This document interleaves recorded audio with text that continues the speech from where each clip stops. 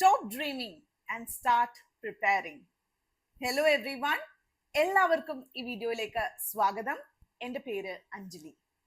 നമ്മള് ഇന്ന് SSC എക്സാംസില് English എങ്ങനെ പ്രിപ്പയർ ചെയ്യണം, അതിന്റെ സിലബസ് മുതൽ സക്സസ് വരെയുള്ള കാര്യങ്ങളാണ് ഡിസ്കസ് ചെയ്യുന്നത്. സോ എല്ലാവർക്കും ഒരിക്കൽ കൂടി സ്വാഗതം. എന്താണ് SSC എക്സാംസ് എന്ന് ചോദിച്ചാൽ നിങ്ങൾക്ക് ഏകദേശം ഒരു ധാരണയുണ്ടാവും. സ്റ്റാഫ് സെലക്ഷൻ കമ്മീഷൻ നടത്തുന്ന നാഷണൽ ലെവൽ എക്സാംസ് ആണ്. പ്രൈമറിലി നമ്മൾ നോക്കുമ്പോൾ CGL ഉണ്ട്, CHSL ഉണ്ട്, JEE, GD അങ്ങനെ പോകുന്ന കാറ്റഗറിയിലുള്ള കുറേ അധികം എക്സാംസിന്റെ ഒരു ആകത്തുകയാണ് സ്റ്റാഫ് സെലക്ഷൻ കമ്മീഷൻ എക്സാംസ് എന്ന് നമ്മൾ പറയുന്നത്. അതില് group B and group C പോസ്റ്റിലേക്കാണ് പല ഇന്ത്യൻ ഗവൺമെന്റ് മിനിസ്ട്രി ഡിപ്പാർട്ട്മെന്റ്സിലേക്ക് നമ്മൾ ഉദ്യോഗാർത്ഥികളെ സെലക്ട് ചെയ്യുന്നത്. ഓക്കെ, സോ ഇതിന്റെ കാറ്റഗറീസ് മെയിൻ ആയിട്ട് വരുന്നത് ഗ്രാജുവേറ്റ് ലെവൽ ഉണ്ട്, ഹയർ സെക്കൻഡറി ലെവൽ ഉണ്ട്, അതുപോലെ തന്നെ നമ്മളുടെ 10th ലെവലിലുള്ള എക്സാംസും അവൈലബിൾ ആണ്. Okay, so SSC CGL, SSC CHSL, SSC JE, അതുപോലെ GD, SNO, SI അങ്ങനെ പോകുന്ന ഒരുപാട് കാറ്റഗറീസ് ഇതിൽ അവൈലബിൾ ആണ്. ഇതിന്റെ ഒരു ജനറൽ സ്ട്രക്ചർ എന്ന് പറഞ്ഞാൽ ടയർ 1 ആൻഡ് ടയർ 2 എക്സാംസ് ഉണ്ടാകും. അതുപോലെ സ്കിൽ ടെസ്റ്റ് ആൻഡ് ടൈപ്പിംഗ് ടെസ്റ്റും ചില പോസ്റ്റുകളിലേക്ക് like data entry operator post, steno അങ്ങനത്തെ പോസ്റ്റുകളിലേക്കൊക്കെ ടൈപ്പിംഗ് ടെസ്റ്റും അതുപോലെ സ്കിൽ ടെസ്റ്റും അവൈലബിൾ ആയിരിക്കും. അപ്പോൾ ടയർ 1 എന്ന് പറയുന്നത് പ്രിലിംസ് ആണ്. ഏകദേശം MCQ മോഡലാണ് ക്വസ്റ്റ്യൻസ് എല്ലാം വരുന്നത്. 100 ചോദ്യങ്ങള്, 200 മാർക്ക്, 60 മിനിറ്റ്, അത് ഏകദേശം 1 മണിക്കൂറാണ് നിങ്ങൾക്ക് കിട്ടുക. Reasoning, awareness, maths and English 4 സബ്ജക്റ്റുകളിൽ നിന്നാണ് നിങ്ങൾക്ക് ക്വസ്റ്റ്യൻസ് വരാൻ സാധ്യതയുള്ളത്. ടയർ 2 എന്ന് പറയുന്നത് മെയിൻസ് ആണ്. ഇത് കുറച്ചുകൂടെ അഡ്വാൻസ്ഡ് ആയിട്ടുള്ള ഒബ്ജക്റ്റീവ് ടെസ്റ്റ് ആണ്. അത് മൊഡ്യൂൾസ് എടുക്കുന്നത് mathematical ability, reasoning, English, general awareness and computer knowledge. പിന്നെ നേരത്തെ പറഞ്ഞ പോലെ സ്കിൽ ടെസ്റ്റ് ആൻഡ് ടൈപ്പിംഗ് ടെസ്റ്റും ഉണ്ടാവും. ഓക്കെ, സോ ഇതിൽ രണ്ടിലും നിങ്ങൾ നോക്കിയാൽ ഇംഗ്ലീഷ് ഒരു കോമൺ ഫാക്ടർ ആണ്. ഓക്കെ, അപ്പൊ നിങ്ങളുടെ എലിജിബിലിറ്റി ക്രൈറ്റീരിയ എന്ന് പറയുന്നത് 18 മുതൽ 30 വയസ്സ് വരെയാണ്. 3 മുതൽ 5 വയസ്സ് വരെ SC ST OBC കാറ്റഗറിക്ക് റിലാക്സേഷൻ ഉണ്ട്. മോഡ് ഓൺലൈൻ ആണ്, കമ്പ്യൂട്ടർ ബേസ്ഡ് ടെസ്റ്റ് ആണ്. നെഗറ്റീവ് മാർക്കിംഗ്സ് ഉണ്ടായിരിക്കും. ടയർ 1നും ടയർ 2നും നെഗറ്റീവ് മാർക്ക് ഉണ്ടാകും, 1/2 മാർക്ക് വീതം അല്ലെ. 0.52 -1 പെർ ഇൻകറക്റ്റ് ആൻസേഴ്സ്. അപ്പൊ വളരെ സൂക്ഷിച്ച് കൃത്യതയാർന്ന രീതിയിൽ നിങ്ങൾ ആൻസർ ചെയ്തെങ്കിൽ മാത്രമേ നിങ്ങൾക്ക് ഈ എക്സാം നമുക്ക് ക്രാക്ക് ചെയ്യാനായിട്ട് സാധിക്കുള്ളൂ. അപ്പോ എന്തെല്ലാം കാര്യങ്ങളാണ് കോമൺ ടോപ്പിക് പ്രിപ്പയർ ചെയ്യേണ്ടത്? General intelligence and reasoning prepare ചെയ്യണം, general awareness, quantitative aptitude and English language. Okay, അപ്പൊ നമ്മൾ വരുന്നത് എങ്ങോട്ടാണ്? ഇംഗ്ലീഷ് സിലബസിന്റെ ഒരു ഓവർവ്യൂ നിങ്ങൾക്ക് ഞാൻ കാണിച്ചു തരാം. ഏതെല്ലാം ടോപ്പിക് എങ്ങനെയെല്ലാം ആണ് പ്രിപ്പയർ ചെയ്യേണ്ടത് എന്നും നമ്മൾ ഡീറ്റെയിൽഡ് ആയിട്ട് ഡിസ്കസ് ചെയ്യും. ഓക്കെ, സോ ആദ്യം നമ്മൾ 4 ആയിട്ട് കാറ്റഗറൈസ് ചെയ്തിട്ടുണ്ട്. Grammar, vocabulary, comprehension and sentence structure. ഗ്രാമറിൽ തന്നെ പാർട്സ് ഓഫ് സ്പീച്ച് ഉണ്ട് അല്ലെ. നമ്മൾ ഏകദേശം പറഞ്ഞു കഴിഞ്ഞാല് 8 പാർട്സ് ഓഫ് സ്പീച്ച് ആണുള്ളത്. അത് ഡീറ്റെയിൽഡ് ആയിട്ട് തന്നെ പഠിക്കുക. ചുമ്മാ നൗൺ എന്താ, പ്രോനൗൺ എന്താ, അഡ്ജക്റ്റീവ് എന്താ എന്ന് പഠിച്ചാൽ പോരാ. നൗണിനകത്തുള്ള common noun, proper noun, collective noun, ഇങ്ങനെയുള്ള എല്ലാ കാറ്റഗറിയിലും ഉള്ള കാര്യങ്ങൾ നമ്മൾ പഠിച്ചു പോകണം. Okay, same way with adjectives, adverbs, verbs അല്ലെ. പിന്നെ ഇതിനകത്ത് സെപ്പറേറ്റ് ആയിട്ട് പ്രിപ്പോസിഷൻസും വരുന്നുണ്ട്, കൺജങ്ഷൻസ് വരെ പഠിച്ചു വെച്ചേക്കാം. രണ്ടാമത്തത് ടെൻസസ് ആണ്. 3 ടെൻസും അതിന്റെ സബ് ഡിവിഷൻസും ഏകദേശം 12 ഭാഗങ്ങൾ അല്ലെ. അത് നമ്മൾ കൃത്യമായിട്ട് റൂൾ ബേസ്ഡ് ആയിട്ട് ഏതെല്ലാം സാഹചര്യങ്ങളിൽ ഏതെല്ലാം ടെൻസസ് ആണ് നമ്മൾ പഠിക്കേണ്ടത് എന്ന് മനസ്സിലാക്കി നമ്മളത് പഠിക്കുക. അതിന് മൂന്നാമത്തത് സബ്ജക്ട് വെർബ് എഗ്രിമെന്റ് ആണ്. ഓക്കെ, അപ്പം ഒരൊറ്റ റൂളേ ഉള്ളൂ സബ്ജക്ട് വെർബ് എഗ്രിമെന്റിന്. സബ്ജക്ട് സിംഗുലർ ആണെങ്കിൽ verb also will be singular, subject plural ആണെങ്കിൽ വെർബും പ്ലൂറൽ ആയിരിക്കും. പക്ഷേ ഈ സബ്ജക്ട് സിംഗുലർ ആണോ പ്ലൂറൽ ആണോ എന്ന് കണ്ടുപിടിക്കുന്നതാണ് നമ്മുടെ ടാസ്ക്. അപ്പോൾ ആ സബ്ജക്ട് വെർബ് എഗ്രിമെന്റും റൂൾ ബേസ്ഡ് ആയിട്ട് തന്നെ പഠിക്കേണ്ട ഒന്നാണ്. ആർട്ടിക്കിൾസും പ്രിപ്പോസിഷൻസും. ആർട്ടിക്കിൾസ് എ ആൻഡ് ദ ആണ്, നമുക്കറിയാം. ഇൻഡെഫിനിറ്റ് ആർട്ടിക്കിൾ എവിടെ ഉപയോഗിക്കണം, ഡെഫിനിറ്റ് ആർട്ടിക്കിൾ എവിടെ ഉപയോഗിക്കണം, ഇതെല്ലാം കൃത്യമായിട്ട് മനസ്സിലാക്കി വെക്കുക.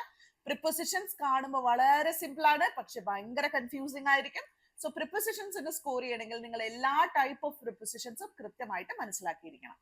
അടുത്ത വരുന്നത് active and passive voice. Tenses തരമാണെങ്കിൽ ആക്റ്റീവ് ആൻഡ് പാസീവ് വോയിസും ഡയറക്റ്റ് ആൻഡ് ഇൻഡയറക്റ്റ് സ്പീച്ചും പഠിക്കാൻ കുറച്ചുകൂടെ എളുപ്പമായിരിക്കും. ടെൻസ് പഠിച്ച ശേഷം മാത്രം ആക്റ്റീവ് ആൻഡ് പാസീവ് വോയിസിലേക്കും ഡയറക്റ്റ് ആൻഡ് ഇൻഡയറക്റ്റ് സ്പീച്ചിലേക്കും കടക്കുക. ഇതും റൂൾ ബേസ്ഡ് ആയിട്ട് പഠിക്കേണ്ടതാണ്. എറർ സ്പോട്ടിംഗ് എങ്ങനെ വേണമെങ്കിലും വരാം. ഈ മേളിൽ കൊടുത്തിരിക്കുന്ന എല്ലാ ടോപ്പിക്കിൽ നിന്നും എറർ സ്പോട്ടിംഗ് നമുക്ക് വരാൻ സാധ്യതയുണ്ട്. രണ്ടാമത് പോകുന്നത് വൊക്കാബുലറിയിലേക്കാണ്. സിനണിംസ് ആൻഡ് ആന്റണിംസ് ചോദിക്കും. അപ്പൊ നമ്മൾ എന്ത് ചെയ്യുക? കാണാപ്പാഠം പഠിക്കുക, അല്ലെ? അല്ലെങ്കിൽ എന്തെങ്കിലും ഒരു കോണ്ടെക്സ്റ്റുമായിട്ട് റിലേറ്റ് ചെയ്ത് ഓർത്തിരിക്കുക എന്നല്ലാതെ വേറെ ഓപ്ഷൻ ഒന്നും നമുക്കില്ല. റൂൾ ബേസ്ഡ് അല്ല. വൺ വേർഡ് സബ്സ്റ്റിറ്റ്യൂഷൻസ് ഒരുപാട് തവണ റിപ്പീറ്റഡ് ആയിട്ട് ചോദിക്കുന്ന ചോദ്യങ്ങളാണ് one word substitutions, idioms and phrases, അതുപോലെ തന്നെ സ്പെല്ലിംഗ് കറക്ഷൻ. കാണാപ്പാഠം പഠിച്ചു വെക്കേണ്ട ഒന്നാണ് സ്പെല്ലിംഗ് കറക്ഷൻ. നിങ്ങൾക്ക് എപ്പോഴും കൺഫ്യൂസിങ് ഉണ്ടാക്കുന്ന കുറെ സ്പെല്ലിംഗ് ലൈക്ക് നെസസിറ്റി, അല്ലെ, എത്ര എസ് ഉണ്ട്, എത്ര ഇ ഉണ്ട് എന്നൊക്കെ നമുക്ക് എപ്പോഴും കൺഫ്യൂഷൻ വരുന്ന രീതിയിലുള്ള ടൈപ്പ് ഓഫ് സ്പെല്ലിങ്സ് ആയിരിക്കും. റിപ്പീറ്റഡ് ആയിട്ട് ചോദിച്ചിരിക്കുന്ന സ്പെല്ലിങ്സ് ഉണ്ടാകും. അത് നോക്കി കഴിഞ്ഞ ഒരു 10 കൊല്ലത്തെങ്കിലും മിനിമം നിങ്ങൾ പ്രീവിയസ് ഇയർ ക്വസ്റ്റ്യൻസ് നമ്മൾ നോക്കി ആൻസർ ചെയ്യേണ്ടതാണ്. ഓക്കെ, അടുത്ത് വരുന്നത് കോംപ്രിഹെൻഷൻ ആണ്, റീഡിംഗ് കോംപ്രിഹെൻഷൻ. അപ്പൊ ഇത് ഓരോന്നും എങ്ങനെ പഠിക്കണം എന്ന് നമ്മൾ വീഡിയോയിൽ ഡിസ്കസ് ചെയ്യുന്നുണ്ട്. എല്ലാവരും വീഡിയോ മുഴുവനായിട്ട് കാണണം. സോ കോംപ്രിഹെൻഷൻ എങ്ങനെ ക്രാക്ക് ചെയ്യാം? റീഡിംഗ് പാസേജും ക്വസ്റ്റ്യൻ ബേസ്ഡ് ഓൺ പാസേജും ആയിരിക്കും നമുക്ക് വരാൻ സാധ്യതയുള്ളത്. അപ്പൊ നിങ്ങൾക്ക് ഇത് എങ്ങനെ പഠിക്കണമെന്ന് നമുക്ക് ഡീറ്റെയിൽഡ് ആയിട്ട് പിന്നീട് നോക്കാം. സെന്റൻസ് സ്ട്രക്ചർ, സെന്റൻസ് ഇംപ്രൂവ്മെന്റ്, ഇതിലാണ് നമ്മുടെ ഹോമോഫോൺസ്, ഹോമോണിംസ്, ഇതൊക്കെ ഈ സെന്റൻസ് ഇംപ്രൂവ്മെന്റിലാണ് വരിക. അപ്പൊ നമ്മൾ വൊക്കാബുലറി പഠിക്കുമ്പോൾ സിനണിംസും ആന്റണിംസും മാത്രം പഠിച്ചാൽ മതിയോ? പോരാ.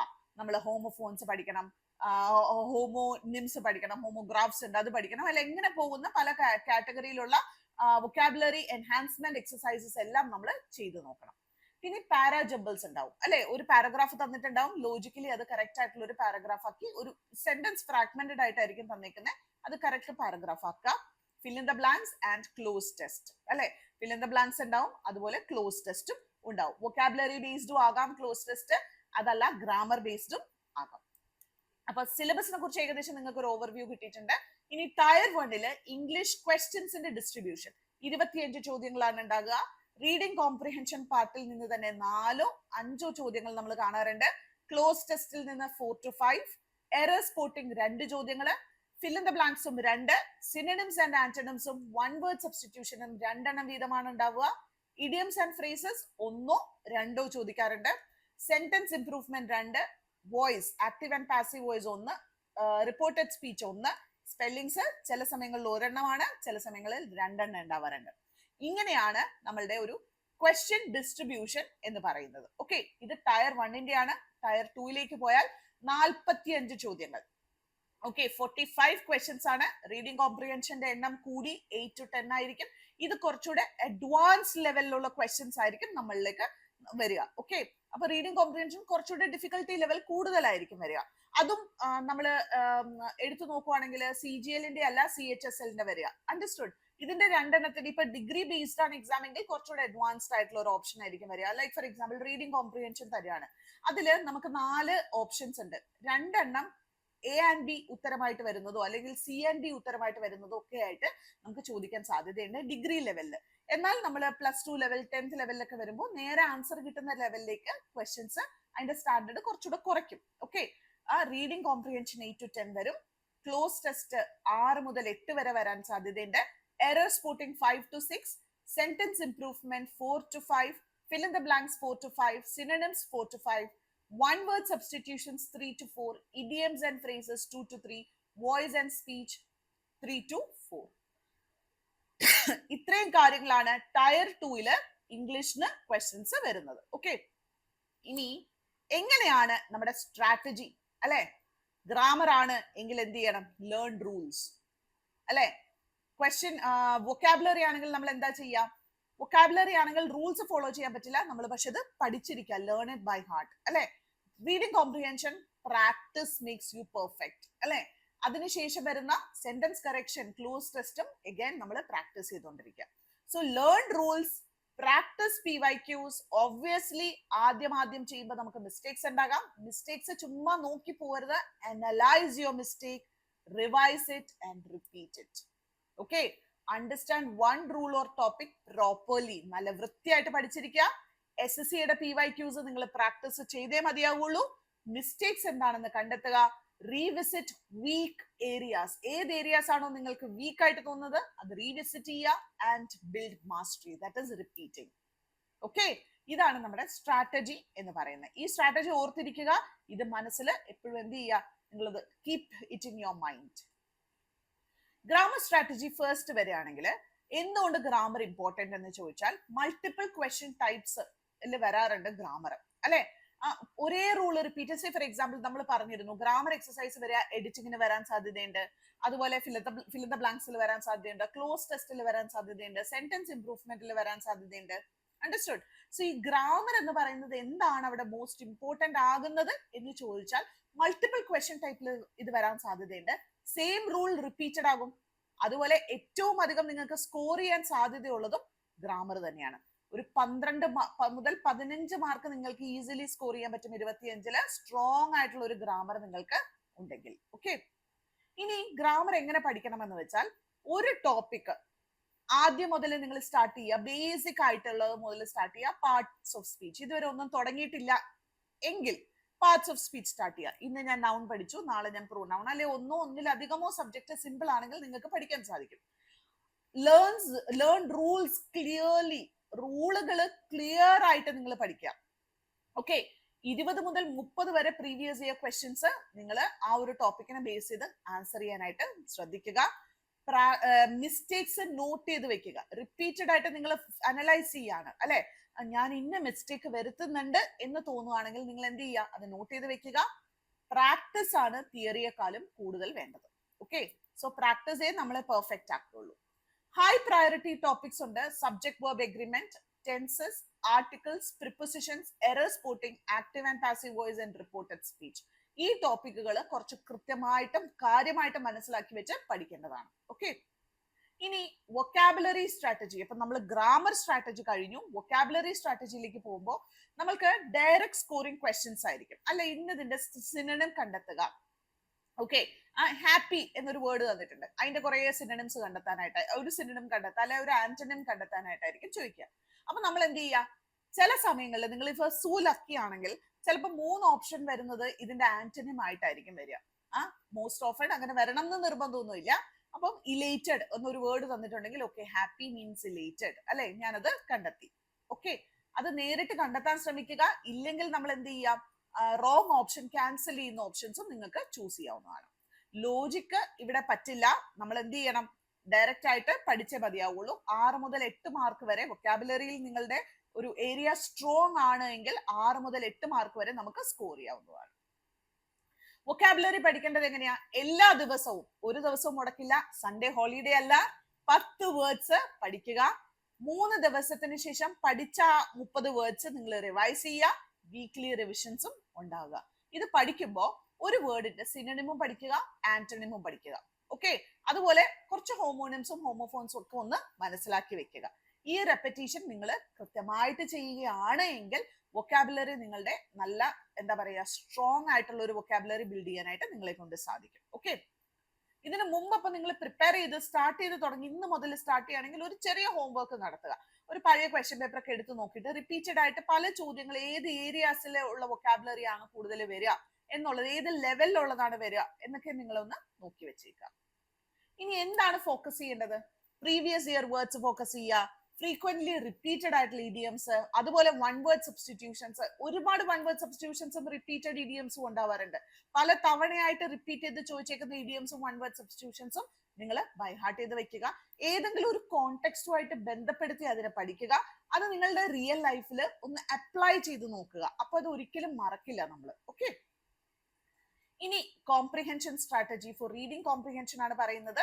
റീഡിംഗ് കോംപ്രിഹെൻഷനിൽ റീഡ് ദ ക്വസ്റ്റ്യൻ ഫസ്റ്റ്. ഞാൻ നേരത്തെ പറഞ്ഞിരുന്നു എങ്ങനെ റീഡിംഗ് കോംപ്രിഹെൻഷൻ നിങ്ങൾക്ക് മനസ്സിലാക്കി എടുക്കാം എന്ന് വിചാരിച്ചാല് ക്വസ്റ്റ്യൻ ആദ്യം വായിക്കുക, അല്ലെ? Read the question first. അവിടെയാണ് നമുക്ക് തെറ്റുന്ന. എല്ലാവരും ആദ്യം പാസേജ് വായിച്ചിട്ട് ചോദ്യത്തിലേക്ക് പോകും. ചോദ്യം മാത്രം വായിക്കുക, ഓപ്ഷൻസ് വായിക്കരുത്. ഓക്കെ, ഇങ്ങനെ നിങ്ങൾ റീഡിംഗ് സ്ട്രാറ്റജികൾ ഉപയോഗിക്കുക. Skimming, scanning, intensive reading, extensive reading, ഇങ്ങനെയൊക്കെ പറയുന്ന ഒരുപാട് റീഡിംഗ് സ്ട്രാറ്റജീസ് ഉണ്ട്. അതില് നിങ്ങൾ എന്ത് ചെയ്യുക, സ്കിം ചെയ്ത് വായിക്കുക, അല്ലെ? ആവശ്യം ഡീറ്റെയിൽസ് എനിക്ക് മനസ്സിലാക്കി എടുക്കണം എന്നുള്ള രീതിയിൽ സ്കിം ചെയ്ത് വായിക്കുക. ഒരു ഇന്റൻസീവ് ആയിട്ട് കുത്തിയിരുന്നിട്ട് നമ്മൾ ഇങ്ങനെ വേർഡ് ബൈ വേർഡ് അനലൈസ് ചെയ്ത് മനസ്സിലാക്കേണ്ട സാഹചര്യം റീഡിംഗ് കോംപ്രിഹെൻഷൻ ഇല്ല. അത്രയും സമയവും നിങ്ങൾക്ക് കിട്ടില്ല. അപ്പം ഒന്ന് ഓടിച്ച് വായിച്ചു പോകാനായിട്ട് ശ്രദ്ധിക്കുക. ഓക്കെ, കീവേഡ്സ് മനസ്സിലാക്കി വെക്കുക. അതിനുശേഷം ഡയറക്റ്റ് ആയിട്ട് നിങ്ങൾ ആദ്യം നമ്മൾ എന്താ പറഞ്ഞ ക്വസ്റ്റ്യൻ വായിച്ച ശേഷം നമ്മൾ റീഡിംഗ് കോംപ്രിഹെൻഷനിലേക്ക് പോകുമ്പോൾ ക്വസ്റ്റ്യൻ നിങ്ങളുടെ മനസ്സിലുണ്ട്, അതിൽ നിന്ന് ആൻസർ നിങ്ങൾക്ക് ഓട്ടോമാറ്റിക്കലി കണ്ടെത്താനായിട്ട് സഹായകരമാവും. അസംഷൻ ആൻസേഴ്സ് നമുക്കിവിടെ വേണ്ട. Okay, no assuming. അടുത്തത് ക്ലോസ് ടെസ്റ്റ് സ്ട്രാറ്റജി. എന്താണ് cloze test? It's just like a fill up the blanks അല്ലെ. ഒരു പാരഗ്രാഫ് തന്നിട്ടുണ്ടാവും, അതിൽ കുറെ അധികം ബ്ലാങ്ക് ഓപ്ഷൻസ് ഉണ്ടാവും. അപ്പൊ നമ്മൾ ഇവിടെ ആദ്യം ചെയ്യേണ്ടത് എന്താ? ഫുൾ പാസേജ് വായിക്കുക, അതിന്റെ കോണ്ടെക്സ്റ്റ് മനസ്സിലാക്കുക. ഓക്കെ, എന്താണ് ഓദർ ഇന്റന്റ് ടു സ്പീക്ക് അല്ലെ, എന്താണ് അവിടെ എഴുതിയേക്കുന്നത് എന്ന് കൃത്യമായിട്ട് മനസ്സിലാക്കുക. ഗ്രാമറിന്റെ ഫിൽ അപ്പ് ദ ബ്ലാങ്ക്സ് ഉണ്ടാവാം, സംടൈംസ് വൊക്കാബുലറിയും ഉണ്ടാകാം. അവിടെ കോണ്ടെക്സ്റ്റ് ആണ് കീ ആയിട്ടുള്ളത്. ഓക്കെ, അപ്പൊ ഗ്രാമർ മനസ്സിലാക്കുക. ഗ്രാമറിന്റെ ആണോ, ഇപ്പൊ പ്രിപ്പോസിഷൻ ആയിരിക്കും ചില സമയത്ത് ഫില്ല് ചെയ്യേണ്ടത്, ചില സമയത്ത് എന്തായിരിക്കാം അവിടെ ഒരു വൊക്കാബുലറി, ഒരു വേർഡ് ആയിരിക്കും നമ്മൾ അവിടെ ഫില്ല് ചെയ്യേണ്ടത് അല്ലെ. അപ്പൊ നമുക്ക് ഫിൽ അപ്പ് ദ ബ്ലാങ്ക്സ് തന്നിട്ടുണ്ടാവും, താഴെ ഓപ്ഷൻസ് തന്നിട്ടുണ്ടാവും. അതിൽ ഏറ്റവും സ്യൂട്ടബിൾ ആയിട്ടുള്ള ഓപ്ഷൻ ഏതാണ്? എയിൽ വരിക, ബിയിൽ വരിക, സിയിൽ വരിക, ഡിയിൽ വരിക, ഇങ്ങനെയായിരിക്കും നമുക്ക് ക്ലോസ് ടെസ്റ്റിൽ വരാൻ സാധ്യതയുള്ളത്. ഇനി സെന്റൻസ് സ്ട്രക്ചർ ആണ് എങ്കിൽ നമ്മൾ എന്ത് ചെയ്യണം? Fill up the blanks, sentence improvement, para jumbles, ഇതെല്ലാം സെന്റൻസ് സ്ട്രക്ചറിന്റെ ഭാഗമായിട്ട് വരുന്നതാണ്. ഓക്കെ, ഇവിടെ ഗ്രാമർ റൂൾസിൽ തന്നെയാണ് നമ്മൾ ഫോക്കസ് ചെയ്യേണ്ടത്. ഇതാണ് ഞാൻ പറഞ്ഞത്, ഗ്രാമർ സ്ട്രോങ് ആക്കിയാൽ വേറെ കുറെ ഏരിയാസ് കൂടെ നിങ്ങൾക്ക് ഇതിന്റെ കൂടെ കവർ ചെയ്ത് കിട്ടാൻ സഹായിക്കും. ഐഡന്റിഫൈ കണക്ടേഴ്സ് അല്ലെ, നമ്മൾ ഈ ട്രാൻസിഷൻ വേർഡ്സ് എന്ന് പറയും, അതുപോലെ കൺജങ്ഷൻസ്, ഇതിന്റെയൊക്കെ ഉപയോഗങ്ങൾ കൃത്യമായിട്ട് മനസ്സിലാക്കി വെക്കണം.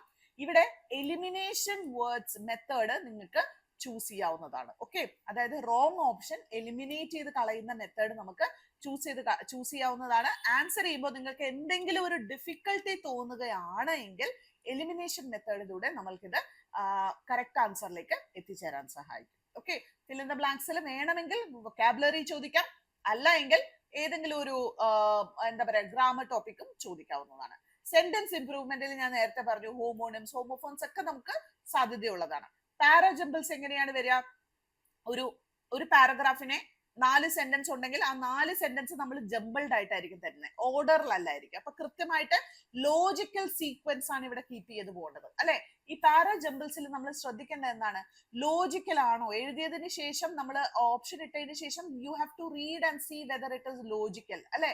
അതായത് ആദ്യം therefore വെച്ചോ പ്രോനൗൺസ് വെച്ചോ ഒക്കെ ഒന്നും സ്റ്റാർട്ട് ചെയ്യില്ല അല്ലെ. എന്താണോ നമ്മൾ വായിക്കുന്നത് ആ 4 സെന്റൻസ് വായിച്ച ശേഷം ഇതായിരിക്കാം അല്ലെ, ഈ ഒരു ടോപ്പിക്കിനെ കുറിച്ചാണ് നമ്മൾ ഡിസ്കസ് ചെയ്യുന്നതെങ്കിൽ അതായിരിക്കും ആദ്യമായിട്ട് വരേണ്ടത്. ഓക്കെ, സോ ലോജിക്കൽ ആയിരിക്കണം പാരാജംബിൾസ് എന്ന് എപ്പോഴും ശ്രദ്ധിക്കുക. ഇനി നമ്മളുടെ ഒരു ഡെയിലി സ്റ്റഡി പ്ലാൻ ഉണ്ട്. ഇംഗ്ലീഷിന് മാത്രം ഒരു 2 മണിക്കൂർ മാറ്റിവെക്കുക. ആദ്യം 2 മണിക്കൂർ വേണ്ടി വരും. പിന്നീട് അങ്ങോട്ട് പോകുമ്പോൾ നമ്മൾക്ക് ഒരു മാസത്തേക്ക് നിങ്ങൾ 2 മണിക്കൂർ ഇൻവെസ്റ്റ് ചെയ്യുക ഇംഗ്ലീഷിന് വേണ്ടി. പിന്നീടുള്ള മാസങ്ങളിൽ നിങ്ങൾക്ക് ഏകദേശം 1 മണിക്കൂർ മതിയാവുമായിരിക്കും. ഓക്കെ, അപ്പൊ 1 അവർ എന്ത് ചെയ്യുക? ഗ്രാമർ നമ്മൾ പഠിച്ചു തുടങ്ങിയിട്ടില്ല എങ്കിൽ 1 മണിക്കൂർ നിങ്ങൾ എന്ത് ചെയ്യുക? കമ്പൽസറിലി ഗ്രാമർ ടോപ്പിക്സ് ചെയ്യുക. ഇന്ന് നിങ്ങൾ പഠിക്കുന്ന ടെൻസ് ആണ്. ടെൻസിന്റെ 3 ടെൻസും നമ്മൾ ഹൃദ്യസ്ഥമാക്കുക. ഇനി നിങ്ങൾ എന്ത് ചെയ്യാം? 20 മുതൽ 30 ചോദ്യങ്ങൾ ആ 3 ടെൻസിൽ നിന്നും വരുന്നത് എടുത്ത് അങ്ങോട്ട് ആൻസർ ചെയ്യാം. നമ്മുടെ ടെൻസ് ക്ലിയർ ആയോ? അടുത്ത ദിവസം നമ്മൾ ആക്റ്റീവ് ആൻഡ് പാസീവ് വോയിസ് എടുക്കുക, അതിന്റെ അടുത്ത ദിവസം റിപ്പോർട്ടഡ് സ്പീച്ച് എടുക്കുക. ഇങ്ങനെ 1 മണിക്കൂർ എക്സ്ക്ലൂസീവ്ലി നിങ്ങൾ ഗ്രാമറിന് വേണ്ടി ചെലവാക്കുക. ബാക്കി 30 മിനിറ്റ് എന്ത് ചെയ്യണം? നിങ്ങൾ 10 വേർഡ്സ്, സിനോണിംസ്, ആന്റണിംസ് പഠിക്കുക, 5 ഇഡിയംസ് പഠിക്കുക, 5 വൺ വേർഡ് സബ്സ്റ്റിറ്റ്യൂഷൻസ് പഠിക്കുക. ഇത് ചിലപ്പോൾ നിങ്ങൾക്ക് 30 മിനിറ്റ് എന്ന് പറയുന്നത് ഞാൻ കൂടുതൽ ഇട്ടു എന്നുള്ളതേ ഉള്ളൂ. ഇത് അങ്ങോട്ടും ഇങ്ങോട്ടും വേരി ചെയ്തിരിക്കും. കൂടുതൽ സമയം ഉണ്ടെങ്കിൽ കൂടുതൽ സമയം ഇൻവെസ്റ്റ് ചെയ്യാം. ഓക്കെ, കൂടുതൽ ക്വസ്റ്റ്യൻസ് പഠിക്കാം. 1 മണിക്കൂർ, ബാക്കിയുള്ള 1 മണിക്കൂർ നിങ്ങൾ എന്ത് ചെയ്യുക? ബാക്കിയുള്ള 1 മണിക്കൂർ ഇല്ല അല്ലെ, ഒരു 30 മിനിറ്റ് എഴുതിയപ്പോൾ തെറ്റതാണ്. ബാക്കിയുള്ള 30 മിനിറ്റ്സ് നിങ്ങൾ എന്ത് ചെയ്യുക? ഒരു റീഡിംഗ് കോംപ്രിഹെൻഷൻ പാസേജ്. അത് നിങ്ങൾക്ക് കാണാപ്പാഠം പഠിക്കേണ്ട ആവശ്യമൊന്നുമില്ല അല്ലെ, റൂൾ ബേസ്ഡ് ഒന്നും അല്ല. അപ്പൊ എന്ത് ചെയ്യുക? പ്രീവിയസ് ഇയർ ക്വസ്റ്റ്യൻ പേപ്പർ നോക്കി reading comprehension, cloze test, sentence improvement, para jumbles, ഇതിന്റെയൊക്കെ PYQസും മോക്ക് ടെസ്റ്റും ആൻസർ ചെയ്യുക. എറർ അനാലിസിസ് നടത്തേണ്ടത് വളരെ ഇമ്പോർട്ടന്റ് ആണ്. നിങ്ങൾക്ക് ഇപ്പോൾ ഒരുപാട് പ്ലാറ്റ്ഫോംസ് ഉണ്ട് എറർ അനാലിസിസ് നടത്താൻ. നിങ്ങൾക്ക് ഓൺലൈനിൽ തന്നെ എന്തെങ്കിലുമൊക്കെ ChatGPT മുതലായിട്ടുള്ള എന്തെങ്കിലുമൊക്കെ ഇട്ട് നോക്കിയിട്ട് നിങ്ങൾക്ക് എറർ എവിടെയാണ് വരുന്നത്, എന്തുകൊണ്ട് എറർ വന്നു എന്നുള്ളത് നിങ്ങൾക്ക് അനലൈസ് ചെയ്ത് പോകാവുന്നതാണ്. So 1 hour grammar, 30 minutes of vocabulary and 30 minutes of practice is needed. Okay. ഇനി നമ്മുടെ വീക്ക്ലി പ്ലാൻ എന്താണ്? 5 ദിവസം ലേണിംഗ് ആൻഡ് പ്രാക്ടീസ് ആണ്. ഒരു ദിവസം നമ്മൾ Saturday keep it for revision only and 1 day for mock test. അപ്പൊ 1 മണിക്കൂറത്തെ മോക്ക് ടെസ്റ്റ് നിങ്ങൾ സൺഡേസിൽ 1 മണിക്കൂർ നിങ്ങൾ ഇൻവെസ്റ്റ് ചെയ്യുക. 1 മണിക്കൂറത്തെ മോക്ക് ടെസ്റ്റ് എന്ന് പറഞ്ഞാൽ ഫുൾ പോർഷന്റെ മോക്ക് ടെസ്റ്റ് ആണ് ഞാൻ പറയുന്നത്. ഇംഗ്ലീഷ് എടുക്കുക. ഇംഗ്ലീഷിന്റെ മാത്രം നിങ്ങൾക്ക് 1 മണിക്കൂർ എടുത്ത് എത്ര മോക്ക് ടെസ്റ്റുകൾ ചെയ്യാൻ പറ്റും? 25 ചോദ്യങ്ങൾ. ഇപ്പൊ ടയർ 1 ആണ് നിങ്ങൾ ചെയ്യുന്നതെങ്കിൽ 25 ചോദ്യങ്ങൾ അടങ്ങുന്ന ഒരു 3-4 മോക്ക് ടെസ്റ്റുകൾ നിങ്ങൾക്ക് ചെയ്യാനായിട്ട് സാധിക്കും അല്ലെ. അപ്പൊ ഫസ്റ്റ് മന്തിൽ നിങ്ങൾ ഗ്രാമർ ബേസിസ് പഠിച്ചു, വൊക്കാബുലറി ഒക്കെ സ്റ്റാർട്ട് ചെയ്തു. മന്ത് 2 ആകുമ്പോ എന്താ ചെയ്യണ്ടേ? TYQ ടോപ്പിക് വൈസ് നിങ്ങൾ പ്രാക്ടീസ് ചെയ്തേക്കണം. Okay, previous year questions topic wise practice ചെയ്യാൻ ശ്രദ്ധിക്കുക. അതുപോലെ മോക്ക് ടെസ്റ്റുകൾ ചെയ്യുക. മന്ത് 3 എന്താ? ഫുൾ ലെങ്ത് മോക്സ് ആയിരിക്കും. മുഴുവൻ മോക്സ് നിങ്ങൾ ഇങ്ങനെ റിപ്പീറ്റഡ്ലി ചെയ്തുകൊണ്ടിരിക്കണം. നിങ്ങളുടെ വീക്കർ ഏരിയാസിൽ കൂടുതൽ ഫോക്കസ് ചെയ്തിട്ടായിരിക്കും ചെയ്യുക.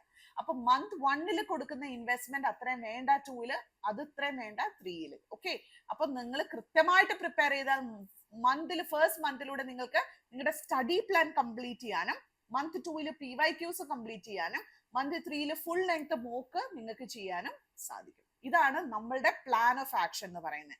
ഈ ഒരു പ്ലാൻ ഓഫ് ആക്ഷൻ വർക്ക്ഔട്ട് ചെയ്ത് കഴിഞ്ഞാൽ ഡെഫിനറ്റ്ലി നിങ്ങൾക്ക് എന്ത് ചെയ്യാൻ സാധിക്കും?